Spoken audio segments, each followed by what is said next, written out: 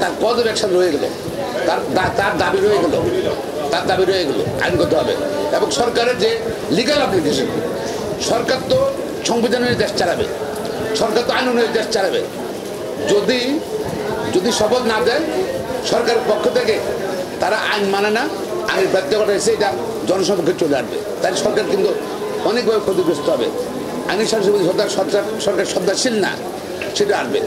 আইনগতভাবে তো অনেক কিছু করতে পারবো, সেটা আমরা করবো না, বাট সরকারের অবলিগেশনটা সরকার বলছে নির্বাচন কমিশন তো আগেই গ্যাজেট প্রকাশ করেছে, নতুন করে কি তাদের ওইটার প্রেক্ষিতেই মন্ত্রণালয় তার নির্বাচন করুন। আবার হয়তো আজকের সিদ্ধান্ত আবার হতে বলবে, বসে তাদের সিদ্ধান্ত, তাদের আগের সিদ্ধান্ত নিয়ে তারা কোনো তার ফাইন। আমি তো এটাই বলতে চাচ্ছি আপনাদেরকে, আপনার তো জিনিসটা তো আমি ক্লিয়ার করতে যাচ্ছি।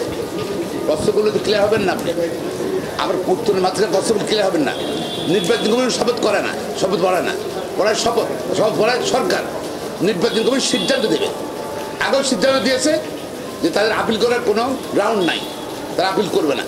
এখন মাননীয় সুপ্রিম কোর্ট আপিল থেকে অবজারভেশন দিয়েছে, নির্বাচন কমিশন স্বাধীনভাবে তারা সিদ্ধান্ত নেবে যে এটা বিবেচনা করবে কি, এবং বিবেচনা করে তারা আবার মতামত দেবে।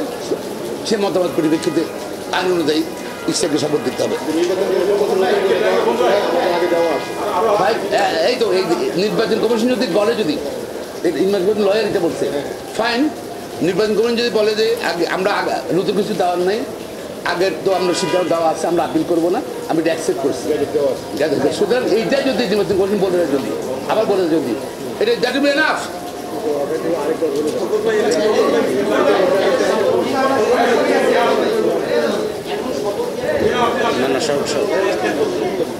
শপথ নির্ভর করছে নির্বাচন কমিশন যদি তারা বসবে, আবার নতুন করে বসবে, তাদের আলিয়ার যে সিদ্ধান্ত সেটা পর্যালোচনা করবে, আবার যদি একই রকম সিদ্ধান্ত দেবে যেটা ওনারা বলছে তাদের নতুন করে সিদ্ধান্ত দেওয়ার সুযোগ নাই, তাইলে কিলো একই কথা যদি বলে, যদি সরকারের অব্লিগেশন চলে যাবে তাকে শপথ গ্রহণের জন্য।